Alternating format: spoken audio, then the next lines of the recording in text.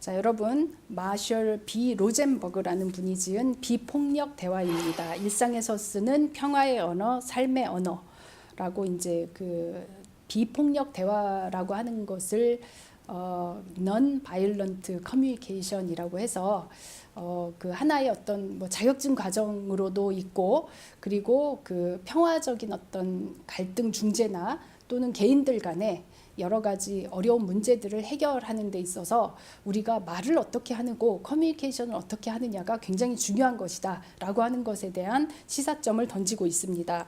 이 마셜 로젠버그 같은 경우는 국제평화단체인 CNBC의 설립자이고 교육자입니다. 이분이 이 비폭력 대화라고 하는 요 기법과 그 방법을 써서 상당히 많은 그 갈등 중재와 또 의사소통 방법을 가르치고 뭐 교육자, 의료 분야 종사자, 기업 관리자, 변호사, 군인, 수감자, 교정 당국, 경찰, 성직자, 정부 관리 수많은 개인과 가족들에게 그 non-violent 비폭력 대화의 실천을 지원하고 활동을 벌이고 있습니다. 자, 이 그 저자가 처음에 이 비폭력 대화라고 하는 의사소통 방법을 개발해서 전파시키고자 했던 이유에 두 가지 의문이 있었습니다. 왜 우리는 본성인 연민으로부터 멀어져서 서로 폭력적이고 공격적으로 행동하게 되었을까? 그 다음에 두 번째는 어떤 사람들은 견디기 힘든 고통 속에서도 어떻게 연민의 마음을 유지할 수 있을까? 그래서 연민의 마음을 유지하는 능력으로 보는 데 있어서 중요한 것이 우리가 쓰는 언어가 굉장히 큰 역할을 한다는 것을 알아내게 됩니다.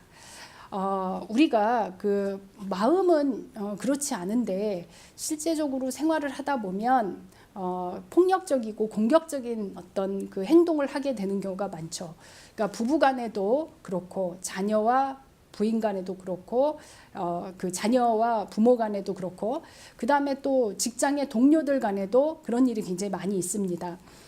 그리고 또 그게 더 넓어지면 국제적인 어떤 조직들, 그 다음에 나라와 나라 그런 곳에도 회사 안에서도 뭐 사회적으로도 굉장히 큰 그러한 어떤 상황이 발생을 하게 되죠.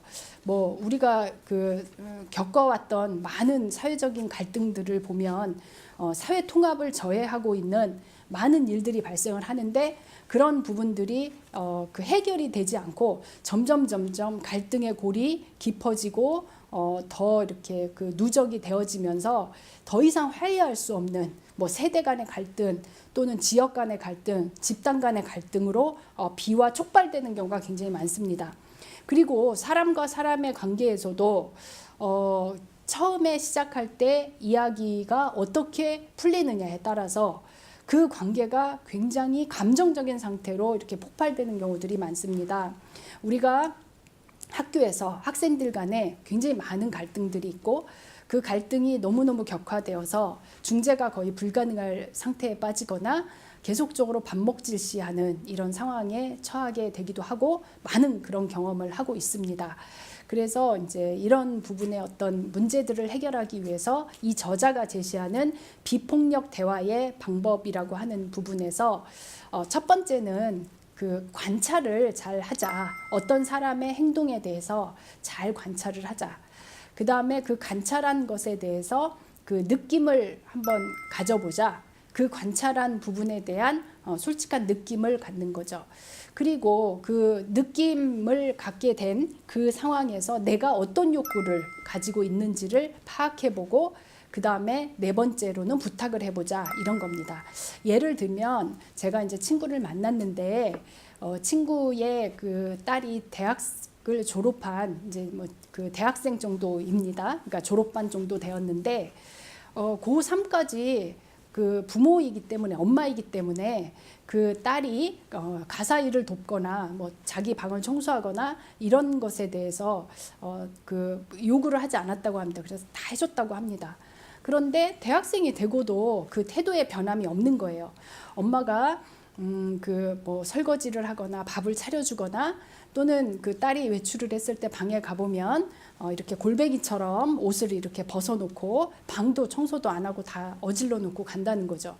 그러니까 이제 그 부분에 대해서 굉장히 마음으로 불만을, 딸에 대해서 불만을 계속 갖게 되고, 또 이 엄마가 이제 직장을 다니게 됐는데 나는 하루 종일 밖에서 일을 하는데 공부밖에 안 하는 네가 내가 늦게 들어왔을 때 아침에 아침밥을 차려주고 밥을 먹고 설거지를 하지 않고 그 상태로 저녁 때 왔을 때 개수대에 이렇게 설거지가 쌓여 있는 거죠.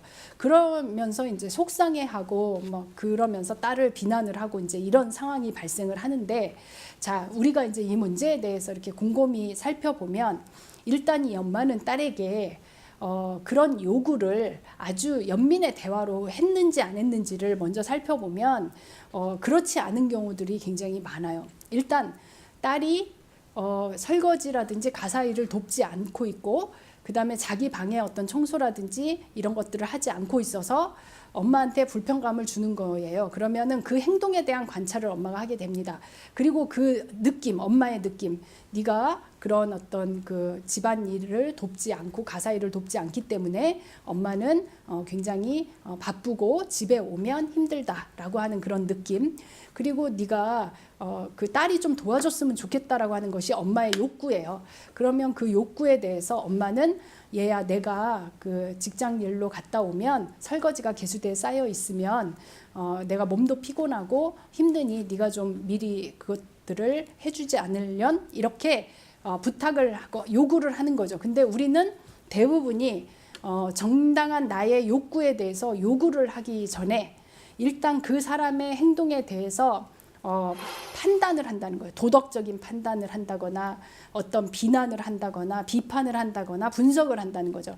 그러니까 마음속 깊은 곳에서는 나의 욕구가 있고 내가 그 사람한테 바라는 바가 있는데 그 바라는 바에 대해서 정중하게 부탁을 하고 또 그 어떤 행동, 관찰한 행동에 대한 나의 느낌을 솔직하게 전하기보다는 도덕적인 판단을 하거나 비난을 하거나 또는 다른 애들과 비교를 한다거나, 그래서 연민의 대화를 방해하는 어떤 행위들을 많이 하게 된다는 것이죠. 그래서 제 친구의 딸이 엄마한테 그랬대요. 엄마가 나에게 무엇을 원하는지 말해주지 않는데 내가 그것을 알아서 엄마가 설거지하는 걸 원하시나 보다 라고 해서 설거지할 수는 없다. 그러니 엄마가 나한테 원하는 게 있으면은 말을 해달라, 이렇게 했대요.